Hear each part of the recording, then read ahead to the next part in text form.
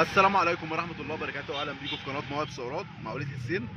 النهارده فيديو جديد عن طاقة ممكن تيجي تسمعها شوية من اليمين وشوية من الشمال، يعني ممكن تيجي تاخد مطب في اليمين تسمعها في الشمال، أو تيجي تاخد مطب في الشمال تسمعها في اليمين. قلنا يا جماعة أي حاجة بتحسها في الجنبين أو أي حاجة أي خبطة في العربية بتحس ليها مسمعة في اليمين أو الشمال، دي تبقى أكيد في حاجة متصلة ما بين الجنبين، حاجة متصلة.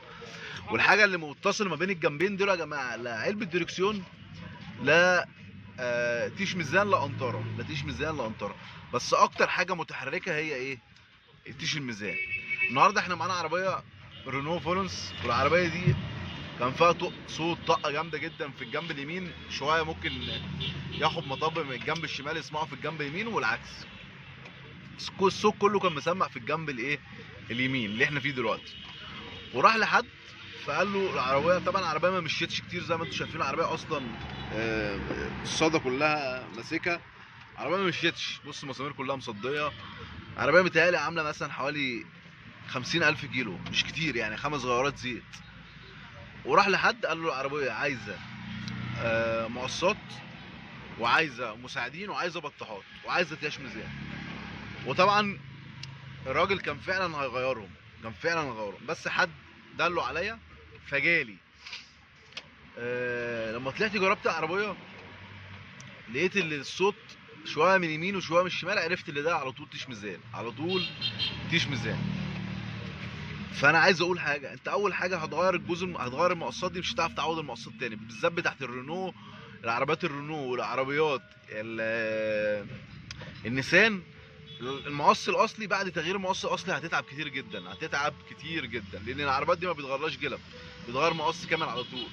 وانتوا عارفين قصه الجلب دي، لما بتيجي تركب جلبه في رينو او في نيسان، بالذات في عربيات الكاتجار والكاشكاي، العربيات دي اصلا الجلبه بتطلع من مكانها، الجلبه بتطلع من مكانها. تعالوا اوريكم تيش الميزان عامل ازاي.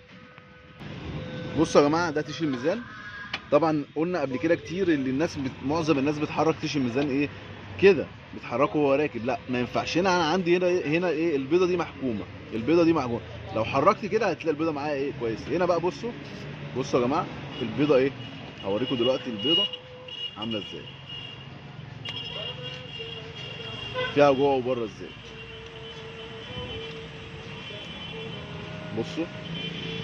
بصوا البيضه بتطق اصلا، مش عارف انتوا سامعين الصوت ولا لا.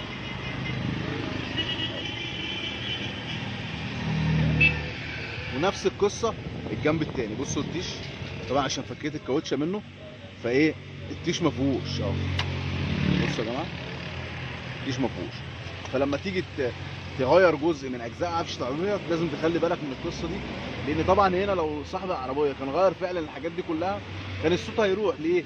لان الصوت الاساسي جاي منين؟ جاي من تيش الميزان، فهو كان هيجيب بطاحتين ومساعدين وطقم مساعدين وطقم تيش ميزان وطقم مقصات وطقم براك كمان خارجي، فانت غيرت العفشه كلها، فاكيد مليون في الميه العيب هيبقى جاي من ايه؟ من اي جزء من الاجزاء اللي انت ايه غيرتها. فلازم انا بتكلم هنا الفن يا جماعه، قطع الغيار غاليه وفي نفس الوقت مش